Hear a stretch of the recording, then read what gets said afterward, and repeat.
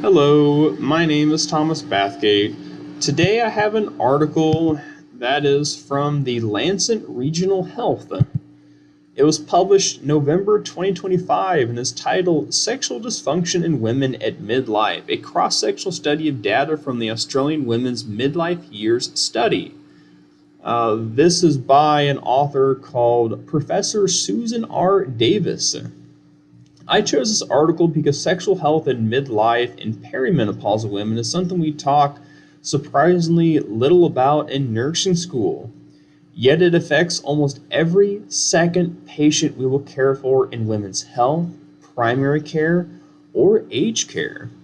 As a future nurse, I wanted a current high quality data study that I can actually use when these women finally open up and say things like something's not right or things just aren't the same anymore. There was 5 key points about the study that really stood out to me. The first is the large sample size. In a nationally representative sample size of 5,400 Australian women of the ages of 40 to 69, almost 1 in 4 of these women met the criteria for female sexual dysfunction, meaning they had difficulty plus a personal stress. Second point was 25% had low desire and 21% with low arousal. These were the most common difficulties, but the highest and most dominant complaint was a poor sexual self-image. 83% of the women felt terribly about themselves sexually and were distressed by it. Third was the peak age of sexual dysfunction with distress, ranging from ages 55 to 59. This is not postmenopause age, which surprised me honestly. 4 is when researchers used a modified menopause staging that includes vasomotor symptoms such as hot flashes and night sweats. Early perimenopause showed double the rate of desire, arousal, and sexual self-image dysfunction compared with premenopausal women of the same age. That tells me the hormonal shifts are already having a big impact even before the period stop.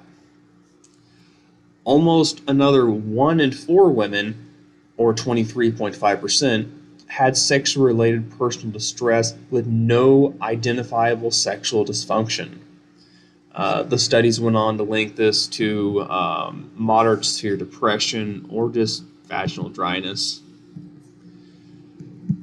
This will affect my future nursing practice by first letting me keep in mind that I need to routinely screen for sexual concerns in women of midlife age, and just not the ones who bring it up, because half these women are struggling in silence.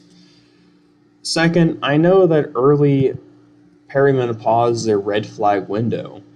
So when someone from the age of 45 to 52 years old mentions new onset of like hot flashes, I can gently ask about desire and arousal and how they feel about their body sexually. Just kind of open up the conversation, have a dialogue.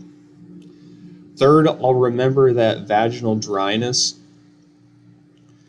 and untreated depression are 2 of the strongest modifiable risk factors, so I can make sure to have that conversation just to open up the window for conversation so I can get referrals going to get these women treated. Overall, this article was excellent. It was easy to read.